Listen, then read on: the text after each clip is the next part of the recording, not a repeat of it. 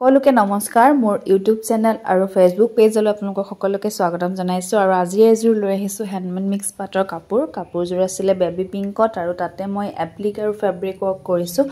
video বহুত shoot কৰি থোৱা আছে কিন্তু আপোনালোকৰ বাবে মই আগবঢ়াবহে পৰা নাই ব্যস্ততাৰ বাবে ভিডিওবোৰ আগবঢ়াব পৰা নাই আপোনালোকলৈ আৰু